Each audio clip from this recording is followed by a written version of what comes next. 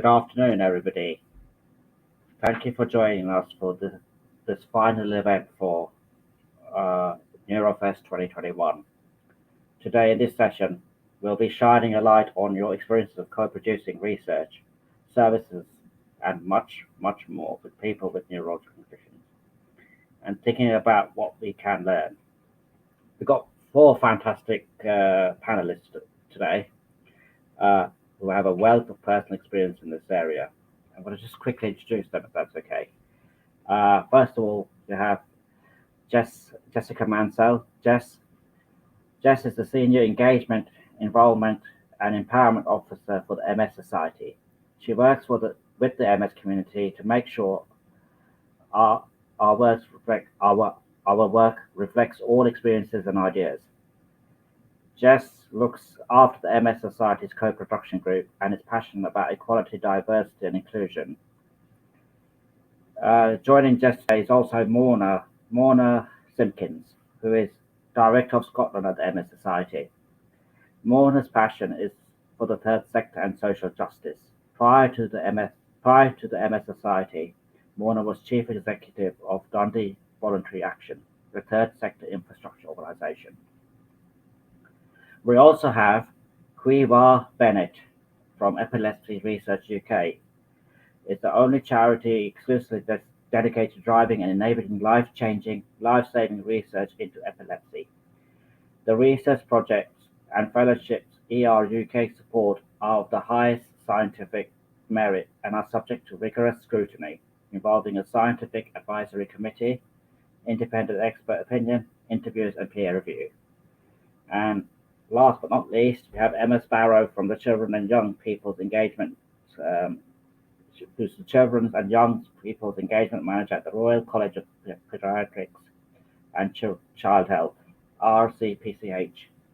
Emma has years of experience in a range of charities supporting children and young people's voice in decision-making in the police, local authorities, health and the community. Currently, she is leading on the involvement of children and young people with the Royal College of Paediatrics and Child Health. Her work and ethos has always focused around community activism and the involvement with the passion for promoting and protecting children and young people's rights through child and youth participation and engagement programs. At the British Polio Fellowship, we have always been driven by the experiences and voices of the polio community. I've been with the fellowship for about 7 years and I've journeyed through the ranks and I'm now Director of Operations at the fellowship. The BPF, as commonly known amongst its membership, was set up in 1939 as the Infantile Paralysis Fellowship. It was one of the first charities to be set up in the UK by people actually affected by the condition they were there to serve. Until that time, most charities were set up by church and religious organisations and by philanthropists. We've always been a pioneer as such through many, many years. We were at the forefront of the Paralympics movement. We were encouraging disciplinary employment by creating a factory in the northeast of England where we produced Christmas cards. We're the first charity to sell Christmas cards in the UK. However, obviously, from supporting people who had polio or going through polio to living with the effects of polio, and now much more later on the emotions of PPS has been the focus of the charity in more recent years. And in particular, the emergence of PBS and the problem with the diagnostics journey and care pathways and treatment pathways has been a particular problem for many of our members. Recent challenges we have is actually reaching enough polio people in the UK. We're a very small team and we punch way above our weight. However, that does bring its own challenges. So although we offer a wide range of services and we try to maintain frontline services as much as possible, the sort of work to encourage involvement has slowed down a bit, and this is something I want to get better with. So advocacy, promotion, and again, working more closely in the neuro community for the betterment of all. So that's a little bit about me and the fellowship. I was very delighted last week to be, or the week before even, to be elected to the Neurological Alliance Board as well. So, we will have an opportunity at the end for a Q&A session. So please put your questions in the chat, and we will monitor it through the talks. So without going on too long, I'm going to hand over now to Jess and Morna to talk about the experiences of the MS Society. Thank you very much. Great, thank you. I'm Jess Mansel, I'm the Senior Engagement Officer at the MS Society, and I'm with Morna Simpkins, who is our Country Director for Scotland. We're going to talk a little bit about the MS Society's approach to co-production and our journey over the last few years. Before we do that, though, we've got a video to share with everybody, so if we could play the video first, that would be great. My name is Louise Nicholas. I live in Swansea, South Wales, and I have primary progressive MS. My name's Ed Holloway, and I'm Executive Director for Digital and Services at the MS Society. As well as my day job, I have a personal connection to MS. My wife has lived with MS for about 15 years now. I'm Trishna Baradia. I'm based in Buckinghamshire, and I live with MS. Hello, I'm Rebecca, and I have relapsing remitting MS, and I live in South London. Hi, my name is Rachel Kripen, and I am the project coordinator for an amazing project here in Northern Ireland called Mind My MS. Co-production is really simple. It's about working alongside the eventual users of a service in the design and the development of that service. We need to make sure that what the MS Society is doing is relevant, is going to be useful, and is going to be effective for people living with MS. It's not about focus groups or surveys, it's about actually sharing decision making, sharing power with those eventual users. Co-production is vital in terms of services that we provide and also looking to the future. Everybody has a say from design, commissioning and delivery. We all work together and everyone is involved.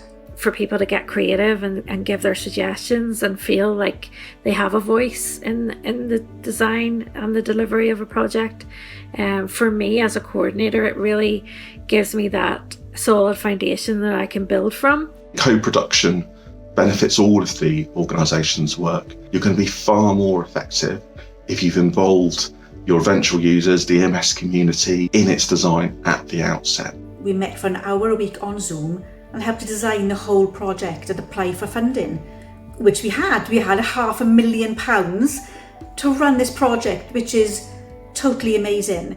It feels really positive. It's really collaborative, and it's far easier than trying to figure out something on your own and then presenting it to the community. That's why it's really important that we work together with the MS Society. We get much better results when we all work together. I've been involved in one specific project, the animation of a snippet into my life of somebody having MS, and it was brilliant throughout. You have this fantastic experience where you're working together to bring the strengths and assets of the community, of the organisation, of other partners together to create something really wonderful. It made me happy, and it's still making me happy. I'm still a part of it. I've been a part of it for over probably about 2 years, and I've enjoyed every moment of it. There's a real sense of satisfaction and fulfillment because you know that the end project, what has been created, is truly relevant for the people that it's being aimed at. It's just a really positive, fantastic experience for everyone.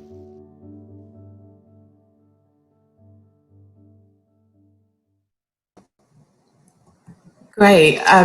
So we've heard a little bit about the MS Society's approach to co-production and some of the values underpinning it and some of the benefits.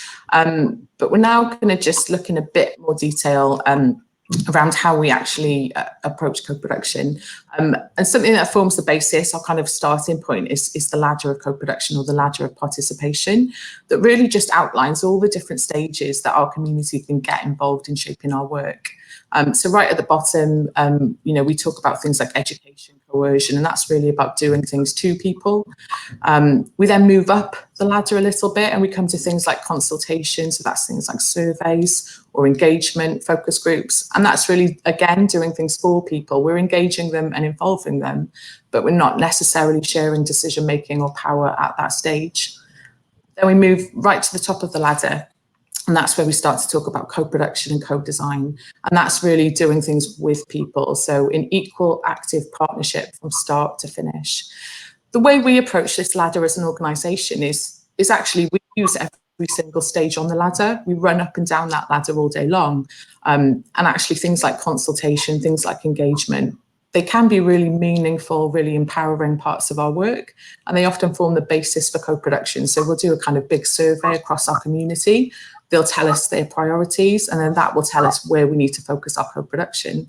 And I think that something we've definitely learned, and I guess a top tip for other organisations, is that we kind of don't feel ashamed to sort of use every step of that ladder, kind of embrace it, use the right step at the right time.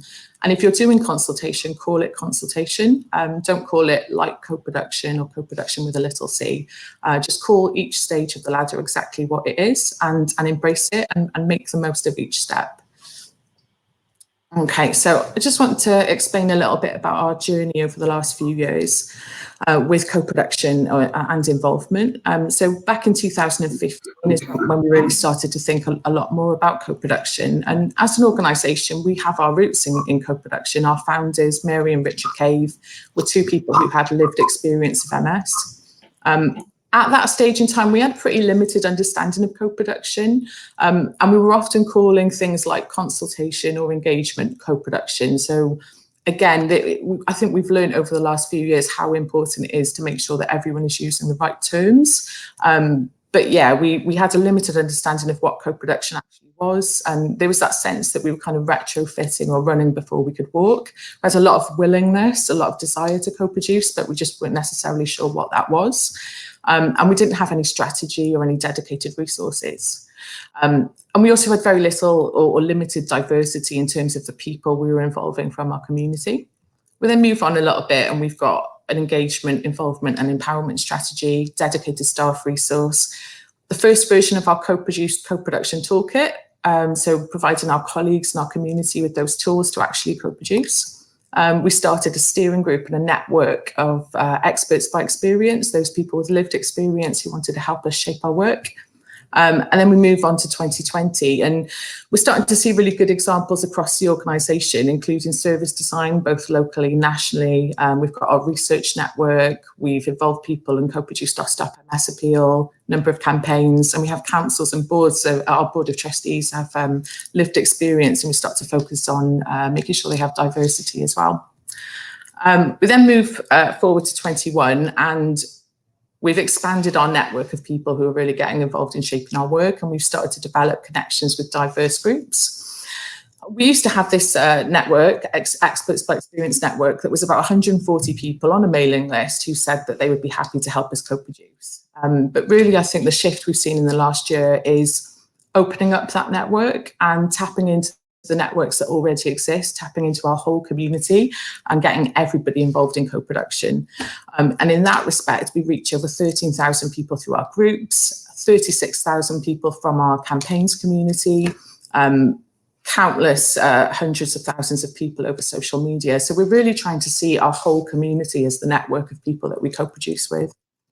In terms of co-production groups, we've got 11 co-production groups designing our services. But co-production for us is not just about services. We actually have over 31 active groups of experts shaping everything from campaigns, our research grants, our strategy, our Stop MS appeal, and our clinical adaptive trials as well. And I think, again, that's a big lesson that we've learned is to really take stock of everything you're doing and yeah, to make sure that you're really taking stock of it. And you're probably doing a lot more than you think you are. For us as well, we've had a couple of milestones. So we've embedded co-production within our strategy. We've also put it into people's objectives. So our colleagues all have an objective around co-production. And I think at first glance, you might think that feels like we're almost enforcing co-production. Co-production is something you must do. But in a way, putting it in people's objectives, what that really means to us is that we're making sure people have permission and they have the time and space to really co-produce because it's in their objectives. It's part of our staff induction, so everybody new coming into our organisation learns about co-production right from the start.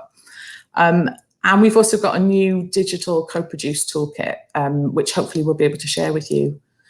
And again, another milestone for us is in terms of the income generated. We've managed to generate over £2.5 million through co-production. So I've got a couple of quotes for you about co-production. Co-production not only delivers improved quality, innovation, and better outcomes for the individual, the community, and the care system, but it actually does so at a lower cost.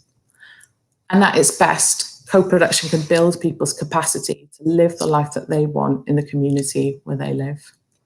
So I'm now going to hand over to Morna just to talk a little bit about what co-production means for us. Thanks, Jess.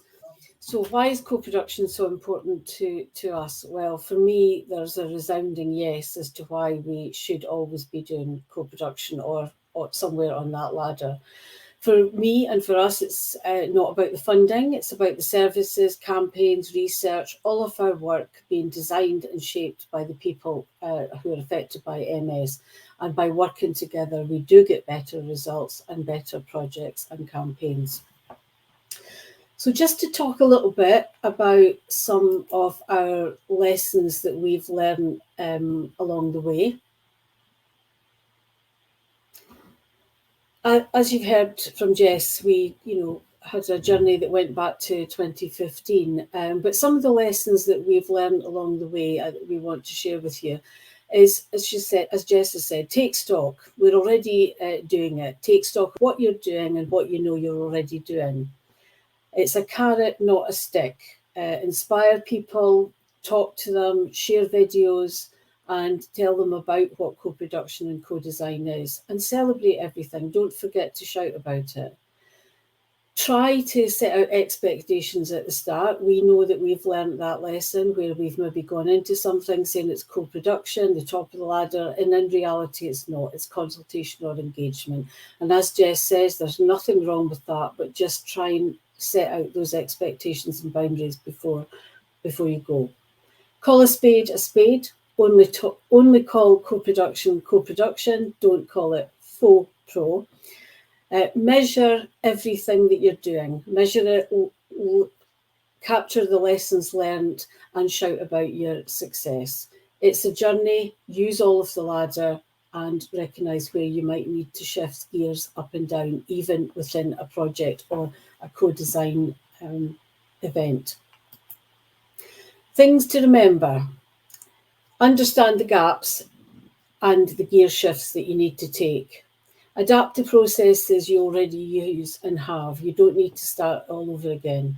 Where does your decision making take place? Understand where that is. Share the power within your organisation as well as in your community. Please do check out our toolkit and ask us for a talk or a workshop that we can go into this further. This is a quote, Jess always sees this in presentations I'm doing, but it's a quote that I think means a lot in terms of co-production. And this is by an anthropologist called Margaret Mead. And I think it captures certainly the journey we've been on and captures for me what is absolutely possible. So thanks for listening today. If you want to know more, you want to reach out and have us to give you a dedicated session, please do. But stay in touch. We'd love to hear from you.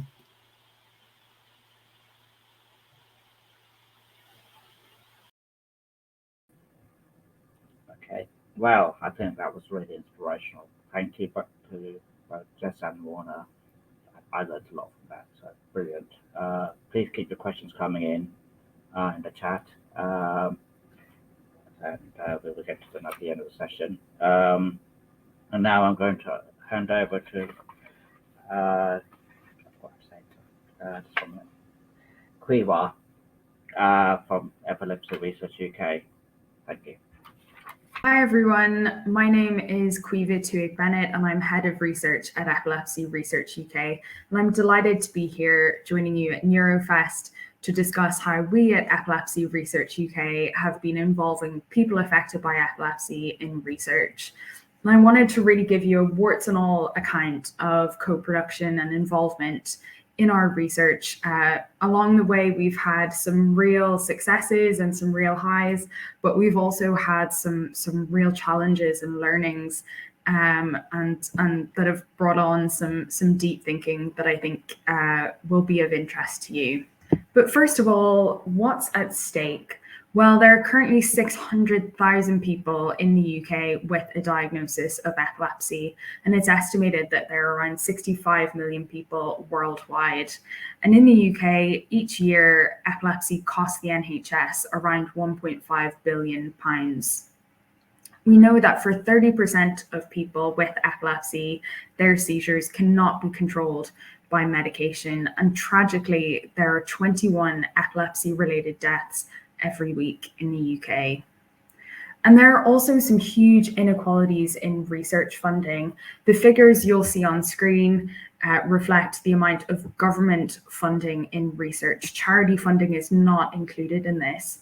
And despite epilepsy being one of the most prevalent neurological conditions, funding for research into epilepsy is disproportionately less than for other neurological conditions, especially when you look at the numbers of people affected.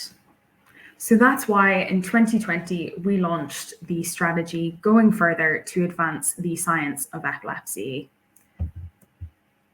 We're taking a systematic and long-term approach to go further than ever before to drive and enable life-changing, life-saving research into epilepsy. Because of the inequalities in research funding, progress has been really slow, and so we need to go further than ever before. And over the next 18 months, we're going to be focusing on these 4 main areas, including listening and actively involving people affected by epilepsy in priority setting. At Epilepsy Research UK, our philosophy is very much about bringing the entire epilepsy community together to stop epilepsy interrupting lives.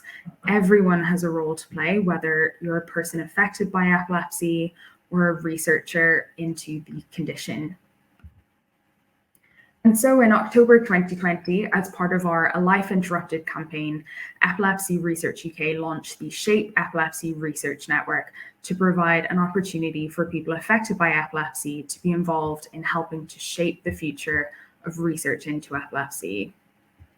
And through the Shape Network, Epilepsy Research UK is ensuring that research is focused on the most important outcomes identified by people living with epilepsy, and will provide the evidence needed to secure greater research funding.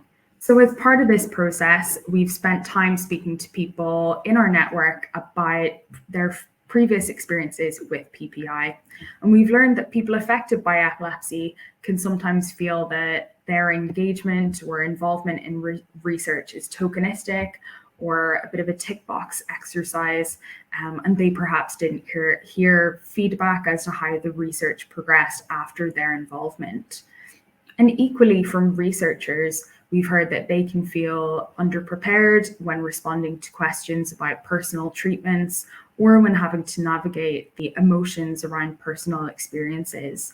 And so if this leads to a negative experience for both people affected by the condition and people working in the condition, that could lead to a real barrier for people wanting to take part in research.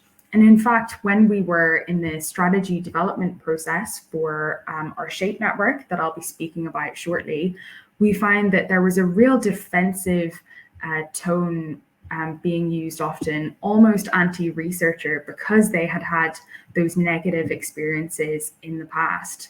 And we find that the dialogue is frequently patient, patient, patient. And you know, in many cases, this is quite rightly so. But as a research funding organization, we need to bring our research community on the journey along with us to help demonstrate that there's value for them and that they are welcome to avail of the research involvement opportunities that we can provide. And we also need to ensure that the work that we do in involvement fits in with our own strategic objectives as an organization. And so this triangle diagram really kind of demonstrates the challenges that we had in balancing these ourselves as an organization, people affected by the condition through the SHAPE network, and our researcher community who are known as ResearchNet. And this was the first real challenge. But I think if we can bring everyone, if we can bring both people affected by the condition and people working in the condition along with us, then that will lead to greater success in involvement going forward. And so it's all about bridging the gap between these two groups. And so what have we achieved so far? Well, in the last year, through our early survey process, we've recruited the largest ever patient network of research interested people affected by epilepsy. As part of this survey, we've asked people what their research areas of interest were, and so we've been able to segment the various audiences on this. We formed a dedicated steering group who worked with us to help develop the strategy for the SHAPE network and help co-produce the strategy. So when I spoke earlier about initially coming to the table with quite a defensive tone of voice, when we worked together, we were able to work through the process of how can we bring researchers on board with us so that they too want to involve more people affected by the condition in their research.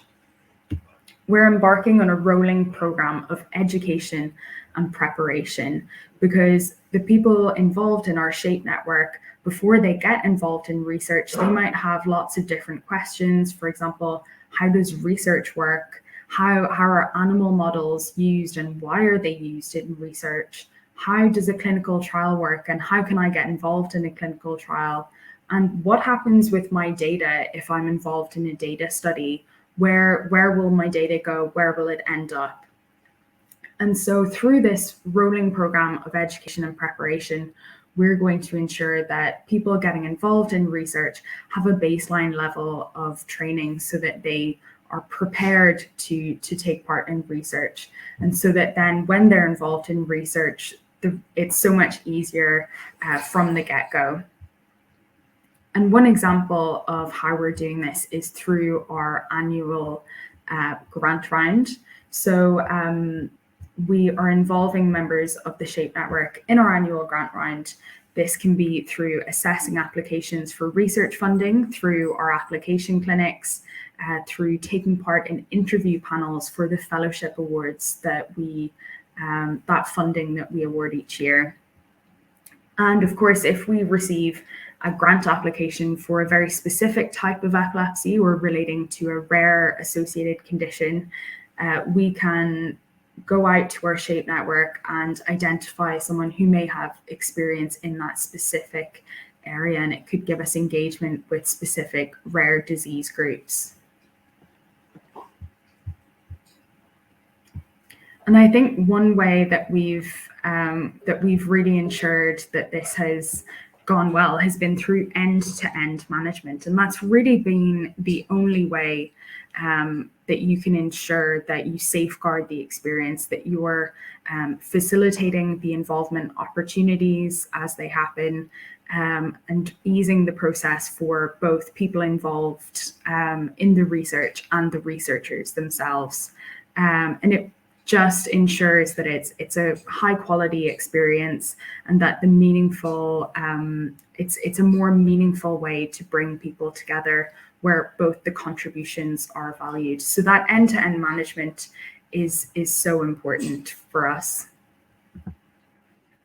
And of course, big picture, why is this so important? And you all here today will know that involvement is not just important for people living with the condition, but for researchers working in the condition and for the wider research landscape.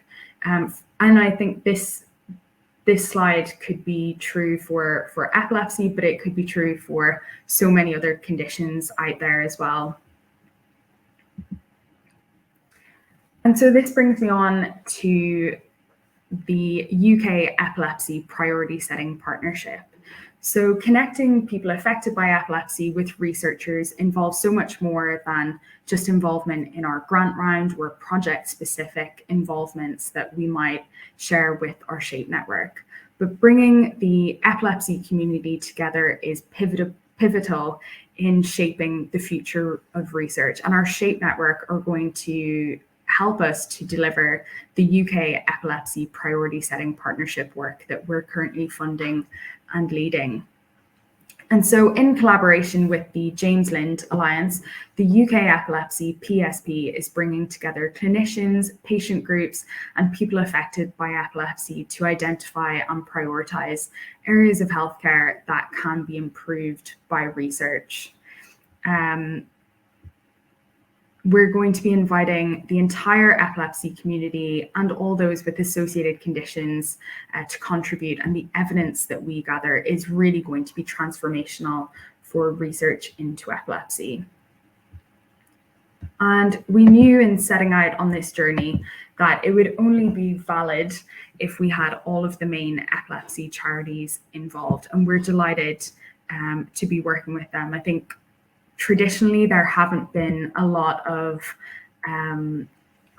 programs of work that have involved all of the epilepsy charities. And so we're delighted to be able to learn from each other's experiences and areas of expertise. The likes of Epilepsy Action, I'm sure Angie is in the audience today, and we've been learning so much from them. And SUDEP Action as well, I'm sure Sammy is also here. Been learning so much from the bereaved community along the way. And this is another learning that we've had to collaborate with partner organizations to ensure that all of the different groups are represented. And so we launched our UK Epilepsy PSP last week. This is going to be a rigorous year-long process. It involves the NIHR, people affected by epilepsy, clinicians, patient groups, and we have launched the survey, which was developed with a steering group, which involved members of all of the partner organizations that you see here, as well as people affected by the condition, and a range of clinicians too. And so the survey is open for 3 months, after which the responses will be shortlisted and ranked, and this will result in the top 10 research priorities and help generate the much needed evidence to secure research funding. Without a doubt, this work will lead to strategic collaborations, greater investment, and ultimately springboard innovations in our understanding of epilepsy and the treatments and care of the condition. And we're so excited to be working on this finally. And so I thought this slide might be of interest to all of you, because this is based on the first week of the survey being open, and these are some of the demographic information relating to who has been responding to our survey. So as you'll see, the majority or the most frequent group we've been hearing from are people with epilepsy. The second most frequent group are parents of people with epilepsy, and the third most frequent group are healthcare professionals. And so with the James Lind Alliance Priority Setting Partnership, we are analysing this data as it comes in on a weekly basis, so that we can go out to different groups. We can adapt our engagement tactics and ensure that we're reaching the right people, and to ensure that we're reaching people across the epilepsy community. So we're also gathering data on ethnicity, age, gender, and type of epilepsy as well. So based on that data, if we find that there's a real shortfall of people within a certain demographic, we're going to then target how we're reaching out to people. So for example, we might go out to community leaders or we might go to local radio stations, and we can really adapt our approach to ensure that we're reaching the entire epilepsy community.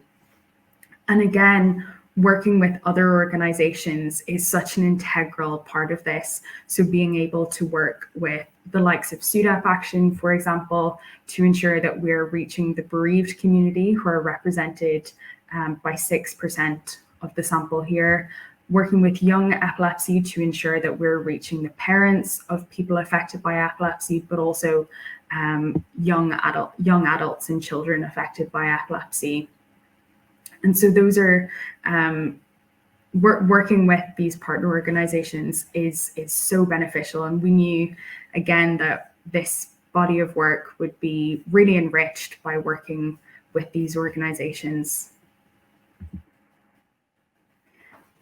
And so if you'd like to find out more about the UK Epilepsy Priority Setting Partnership, then please do visit the link that's on screen. And if you've any questions, we'd be delighted to take them.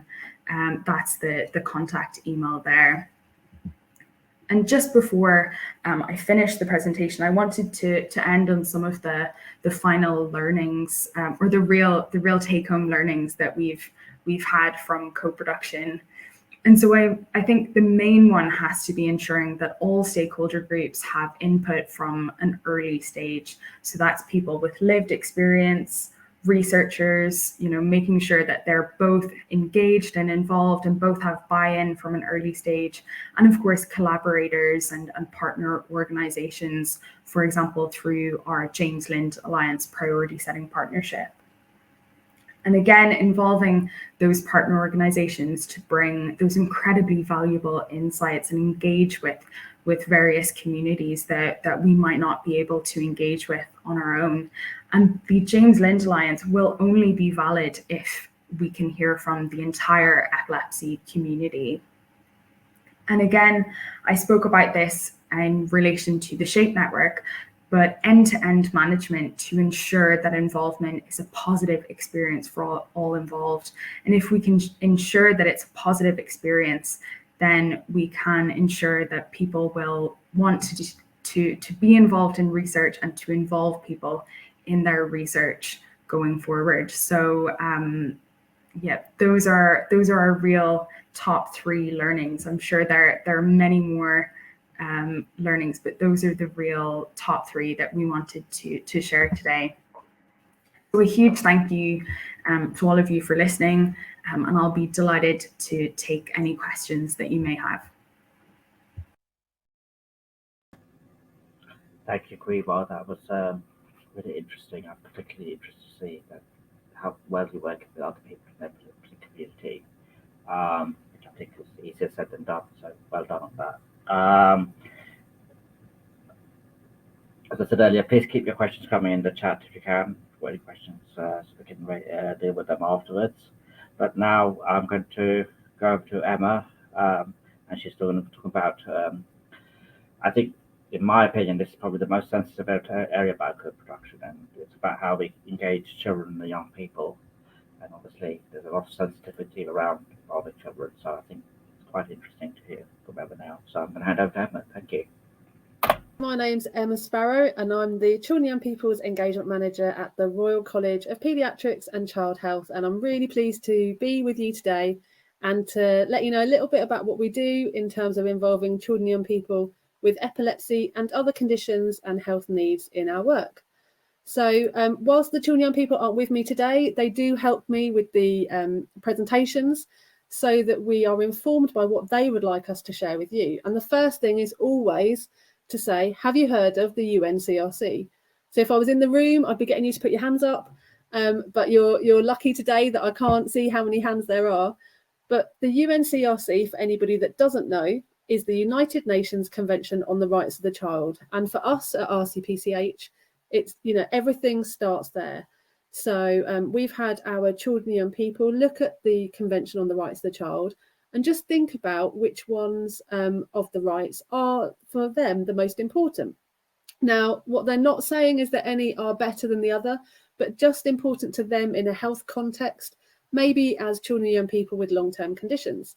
And the ones that they've picked out are Article 12, which is the right to have your views have an impact on the decisions that might affect you. So they've said to us that in a health setting, that could be around things like individual care decisions, but also about service shaping. Article 23 is the rights for children and young people with disabilities, so that they actually have the right to have a full and active life. And in a health setting, again, children and young people have told us, you know, that means that they need things like communication aids or widgets or symbols or, you know, ways that can help them feel part of their appointment, their consultation, their health meeting. Article 24 is the right to the best health possible.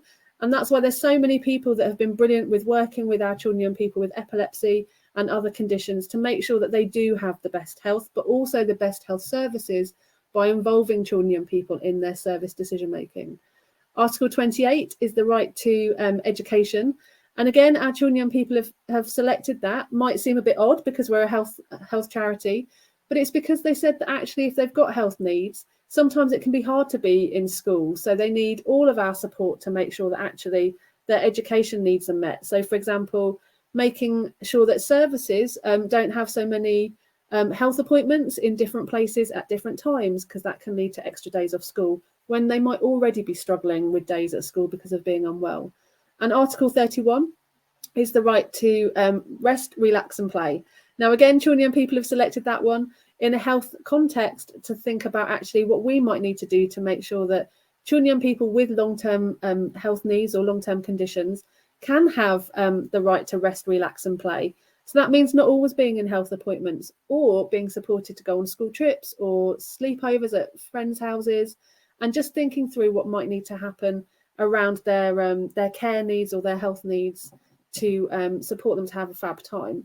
So, you know, we start with the United Nations Convention on the Rights of the Child, because actually, you know, we want to make sure that we deliver everything we do in a rights-based way so that children and young people have the best start possible, are able to participate meaningfully, and are able to, you know, develop their own skills for life going forward. And the little booklet you can see on screen, Recipes for Rights, has got lots of games and activities that children and young people across the country have helped us to create, to talk about rights and also to share what that means for them in health settings or living with long-term conditions. Now, I know that this presentation is just a real quick snapshot as to what we do to involve children and young people. And we, you know, always have our engagement foundations at the forefront of our thinking. And this for us means thinking about why it's the right thing to do to involve children and young people in service shaping or in decisions in the hospital or in the units or about their healthcare.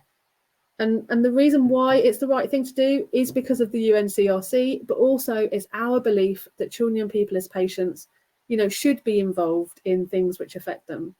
Then we think about how it's going to make a difference. So, you know, what is the so what factor? What would children and young people say is the reason why being involved could make things better? Or, you know, as to how it could be a two-way thing, so that actually it becomes really active as to what children and young people can do. And then we have to think about what we need to consider to be successful. So that could be about things like approach and making sure that actually we've got safer working practices in place, like consent forms and risk assessments, that we've got the right expertise there. So some of our children and young people need personal care or need advocates or individual, you know, like one-to-one workers.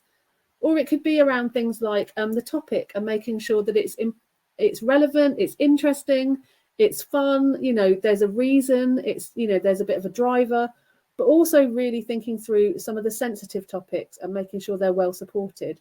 For example, if we're talking about SUDEP, for example, we also have to think about the style. So thinking through what's going to work for children and young people. So we do a lot of our things as activity-based, using arts or creative participatory approaches. But also sometimes we have to do one-to-one conversations, because actually that's much better for the individual and for their needs. And maybe group work is just a little bit too much for them. And that's why we also then have to think about the access and, you know, think about who might be the gatekeeper that might be stopping them from being involved. Or on a service front, who might be the gatekeepers that are stopping their voice having the impact that it needs to have. It could be around age appropriateness that we need to think about for accessibility. Or, as I've said before, you know, thinking through things like inclusive communication approaches. So for us, they're our engagement foundations. But we also need to be really clear about what engagement means and to think through all the words that we use. So we tend to talk about engagement in the work that we do. But what we have done is checked out what that means to children and young people. So some of them have said it means having fun, it means doing something different. Some said it means getting married when you're young. So it is really important to think through the words and to make sure that everyone has got the same understanding. And that kind of goes back to that why statement. For me as an engagement worker, it is about it being a right, but it being planned, and about it being, having impact, but also us really understanding that there's an art to it, which, could be about the relational aspect, but also there's a science, which is about the process that we take and the theory and the methodology that we use. For research, it could be that engagement means, disseminating what's been going on and letting people know what's out there. So there's lots of different things to think about when you're looking at getting children and young people involved in your services, in your charities, in your organisations, or sharing their individual stories, or for us coming together collectively to do something and to do something that helps other people. And that's our approach. So we really do look at collective action and bringing together children and young people from across the UK, all ages, to do something together to make a difference for others. So our youngest children that have been involved over the last year have been 3 years old, even though it's been online, all the way up to 25. And then we do work with parents and carers or advocates or support workers where they might have a piece of the puzzle, or they might be supporting someone who's non-verbal to take part in our activities. And children and young people picked out these 4 words to try and explain what it is that we do at RCPCH. So our program's called RCPCH and Us, and that's our Children, Young People and Families Network. And we go through kind of like 4 different types of work, and some children and young people do all of them, some dip in and dip out and do one. But it really is about creating a really fluid, mixed approach that actually works for where they're at and honours the time that they're going to give us. So we educate them on what's going on, what their rights and responsibilities are, but we educate ourselves by asking them what matters to them. And then we share that with others. We collaborate together on some of the tricky problems and come up with solutions and ideas together. We engage by making sure that actually they've got space to be young leaders and to develop and lead their own activity and their own actions. And then we make sure that they are sharing the platform, that they've got the opportunity to change, and that they can really see what's happening. So back to that so what factor. And the bit at the bottom, which is about our diversity model, is just about thinking about all the different types of children and young people that we could work with on any one problem. So, for example, in our epilepsy project that I'm going to tell you about in a second, we have children and young people that have never heard of epilepsy that have come through our universal work in schools and youth centres. We've also got some young people that are young carers to siblings or parents with epilepsy, and we've worked with them through our targeted work with different forums. And then we've got children and young people where it's their specialist voice. So, they're children and young people with epilepsy, and we've met them through clinics and hospitals and epilepsy charities. And they all come together to make sure that actually it's a place where they can learn, meet new people, have new friends, do something together, and that actually nobody needs to wear their label, because at that point, they're all volunteers and they're all children and young people just taking part. And that's really important to us as creating a bit of a leveller. Now, just to let you know a couple of bits that our Epilepsy 12 Youth Advocates, which is our epilepsy project, wanted me to share, is just thinking about actually why people get involved. So there's lots of different motivations as to why someone who has got epilepsy or has got a long-term condition might want to get involved in a project or in changing something. So this young person wanted to get involved so that they could help others, but also they could meet other people with their condition, they could have a laugh, and also they could kind of share a little bit in the struggles and challenges they might be facing. And it really does help them actually to have children and young people that don't have epilepsy in that project as well, as a little bit of a sense check as to what else they could be doing and could be talking about and could be thinking about, because sometimes it can become really overwhelming to always be thinking about your condition. We also want to make sure that they're able to create something and do something. So our Epilepsy 12 Youth Advocates this year have been doing a project which has been all about supporting the worries and anxieties of patients with epilepsy. And they've done this by creating a self-assessment tool for units to fill out. They've then done some virtual visits and some virtual interviews with units to see what they're doing. They've looked at what they need as children and young people. They've done their own mini research projects. And then they've come up with the kind of gold standard that you can see on the screen now, which really pulls together all of their ideas.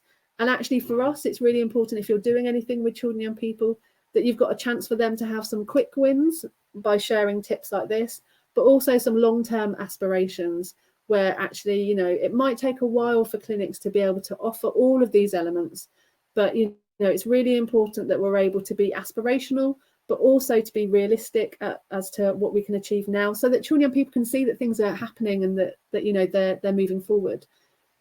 But also, you know, we always bring children and young people together through fun and creative chat. So, you know, lots of the projects is always about, you know, just coming together and sharing in what we're doing and, you know, getting something out of it for them as well, whether that could be skills or development or opportunities or meeting new people or going to new places. And we make sure that it's as inclusive as possible. So we do have things in different languages. We do have one-to-one workers. We do make sure that we are able to support children and young people who might be non-verbal or have different physical health needs or support needs to be able to take part in our activities as well. And one of our young people came up with this 3-point plan on how to make sure that your involvement opportunities, engagement projects are, you know, really, really accessible and inclusive to everyone. So she said that you need to make sure you check out the best way for them to take part and to have information, but also to be able to communicate their needs. And that could be with someone next to them. It could be by using Play-Doh. It could be by doing any number of things and to really adapt to that. It's also about making sure that actually it's right for their age, but also their stage, and really recognizing that just because you're 15 doesn't mean that actually you might be understanding at the level of other 15-year-olds, or that you want to be around other 15-year-olds, depending on what your individual needs are. And that we're really good on making sure that they've got full access. So particularly at the moment with things being online, you know, we've had to adapt again and be sending out activity packs, doing one-to-ones, doing things by WhatsApp, having people video in, having people phone in, have emails, you know, and even just recently we've been able to start up seeing people again. So, you know, just from the young people's tips, have a think through the 3-point plan to see actually how you can make your opportunities as inclusive as possible to make the biggest difference possible to services. Now, there's a lot there, and I know that, and I'm sorry, and I talk really fast because we're really proud of what our children and young people do. And we have, over the last year of being online, we've had about 900 children and young people with health needs get involved in volunteering, over 1,400 hours of time with RCPCH. But they've created lots of resources to help. And if you've got any questions or would like to know any more, then please do get in touch. Thank you so much for listening. And I look forward to hearing from some of you soon. That was amazing. Thank you very much, Emma. So we are going to head over to question and answers now. I think you can probably see the full panel now. There's a question from the floor. It's for Jess and Morna. 2.5 million income generated by co-production is impressive. Is that income that you would not have generated using other techniques? Thank you for that question. I think what I would say is co-production hasn't been for that reason for generating that income. I think it might have been more challenging to raise that income from other sources. Most of that income is lottery and statutory funding. I think what has led to that success is the approach that we've taken. So it's very much been that co-production, co-design. And as Jess said earlier in the bit of the presentation, we've still got active groups steering projects. So nothing stands still at that moment that the project's been funded. It keeps going, and it's an iterative process that, you know, organically grows. So I think our approach has given us that credibility and given us that income, and it has allowed us in many cases to test out services maybe within a region or a nation. So I don't know if Jess wants to add to that.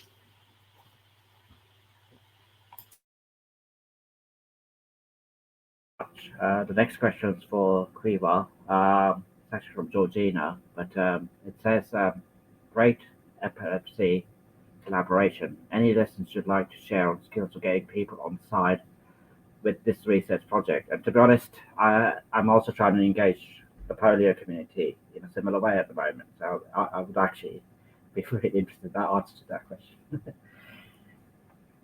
Yeah, thank you so much, Kripen and Georgina, for the question. I think it is a challenge. I think one key thing is certainly in epilepsy, all of the charities work in different fields. So it was about ensuring that we could all learn from each other without stepping on each other's toes. And I think demonstrating the real value that there is to be had, especially out of the James Lind Alliance Priority Setting Partnership. It is being led and funded by Epilepsy Research UK, and I think down to small scale things that we've been doing, like helping provide materials for dissemination of the survey, has maybe helped people realize that it's not as much work for them. But that's been somewhat helpful. But I think overall, the main way that organizations, people affected by epilepsy and people working in epilepsy have seen that there's value in this is because it's just so badly needed for the field. The last James Lind Alliance in this area was done 12 years ago, and research has moved on, healthcare has moved on. So it's kind of the timely and an urgent nature of this partnership. So it's so brilliant to be working together and learning from each other. And yeah, so hopefully that answers the question. Thank you so much. Just a collection from me. The last question was David, the chair of the NA. Not from Georgina, but there is a question from Georgina now. Question for you all. Any further specific recommendations for engaging and reaching seldom heard groups? Definitely something that members of the NA tell me that they struggle with. I'm happy to start. So for us, it's about working out who are their trusted people and how can you work with their trusted people to have access to the groups that might not naturally be coming through to your offer. So, for example, we break our work down into universal groups, targeted and specialist. Universal, we go through maybe their schools or through wherever they might be already. So if you can take out the barriers to them having to come to you, that also helps. So go where they are, go where they feel most comfortable, and then work with people that they trust. Because actually you can sometimes be the wrong person to have the conversation, and you kind of need to know who is the right person to engage with them. And then it's just about being as flexible as you can be, and really thinking through, is this going to work better on a Sunday afternoon to get more people? Is it going to work better on an evening? Because actually our core work hours probably don't work best for engagement for patients and the public. So it's just really putting yourself in their shoes and thinking through, what will help them to feel part of whatever we're trying to do as a movement together. I can come in now if that's helpful. I would definitely agree with Emma. It's all about building trust and building genuine, authentic relationships. We're not just building relationships with people just for the sake of getting them involved. It's actually about taking an interest and really listening to them. It's about meeting them on their own terms, going out to them rather than asking them to come in, if that makes sense. Something we're really focusing on at the moment that we're launching next year is this idea of leaders by experience. So there's people in our community who are using their lived experience to lead social change within their own communities. And really working with those people to upscale and empower them to facilitate co-production and to work with us as kind of equal partners on that front. So it's not necessarily just about those communities being sat around the table sharing their voice, although that is really important, but it's also about what active role can they play within their own communities when we're co-producing our work.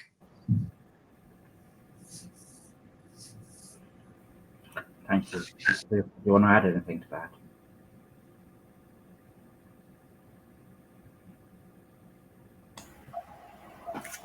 Sorry, my connection dropped out briefly there. I think one thing that we've been doing in the UK Epilepsy Priority Setting Partnership is, as you saw on the slide, we've been monitoring who's been responding so that we can be quite proactive as the weeks go by with who we're targeting. And right down to, we collect the first 4 digits of postcodes so that we can then look at perhaps deprivation data as well in terms of the socioeconomic groups that are responding. And we hope that that's going to be really insightful. But the leaders by experience that the MS Society are championing sounds like such a fantastic initiative. Yeah, so thank you very much. I'm just going to now quickly sum up. I was taking lots and lots of notes, scribbling along while I was going along. So these are the sort of headline points that came across to me. It's across all the speakers, actually. It's about involving all stakeholders in this exercise. A lot about the language you use. So it's not just about talking about engagement or concentration, but it's about genuine co-production. And it's about making sure that you try and embed it across your systems. It's not about just paying lip service to it, but actually making sure that it is embedded and working within the systems.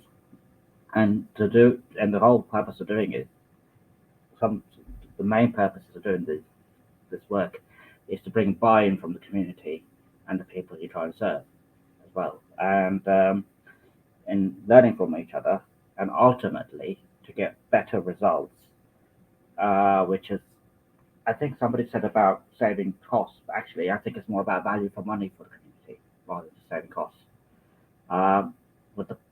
Can the panel give me a thumbs up if I summarize the main points there very quickly? Thank you. Can I say a massive, massive thank you to everybody who was involved with getting this event organized. I think they all deserve a round of applause from all areas, and particularly to our panel, to Jess, Morna, Kripen, and Emma, and can give them a virtual round of applause.